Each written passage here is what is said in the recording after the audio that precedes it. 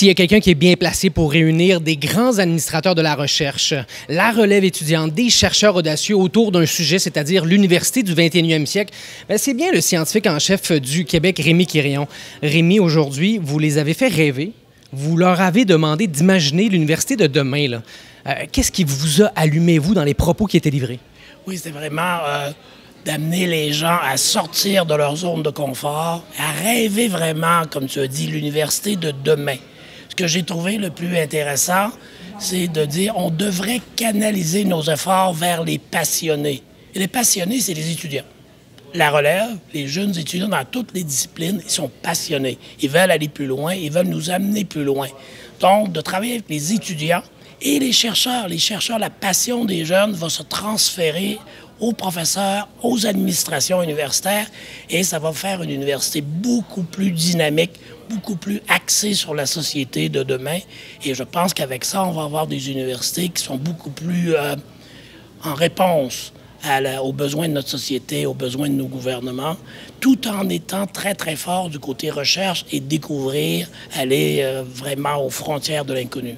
Et peut-être ces universités-là, et je fais du pouce avec le thème du colloque, seraient peut-être amenées à être davantage en dialogue avec la société civile, avec le grand public. Et je me pose la question suivante, est-ce que le Fonds de recherche, lui, également est à l'écoute de ce besoin-là, de dialoguer, d'avoir une ouverture face au grand public?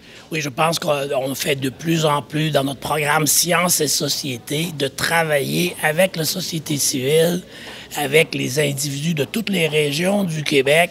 Et on avait demandé, par exemple, dans le développement de nos plans stratégiques, on a demandé à la société civile, à nos concitoyens, de nous fournir leurs idées sur les grands défis de société. Première étape. Deuxième étape, on va aller beaucoup plus loin dans un nouveau programme qu'on devrait lancer d'ici quelques mois en sciences participatives, où là, on va demander aux concitoyens de travailler avec des chercheurs, de nous proposer des projets de recherche que l'on va par la suite cofinancer.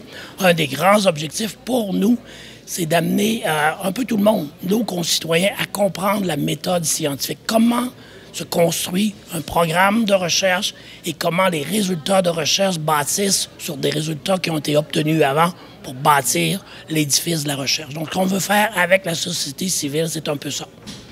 Merci Rémi, c'était très inspirant. Si vous voulez suivre là, un peu ces réflexions-là, je sais que Denise Pérusse, votre collègue, la directrice de l'intersectoriel, va publier des actes de ce colloque-là et surveiller les sites web, notamment celui du scientifique en chef et les médias sociaux, parce qu'on parlera de ce programme d'engagement citoyen, quelque chose de révolutionnaire, d'osé. Bref, ça va faire jaser. Vous étiez avec le scientifique en chef Rémi Quirion au congrès de l'ACFAS.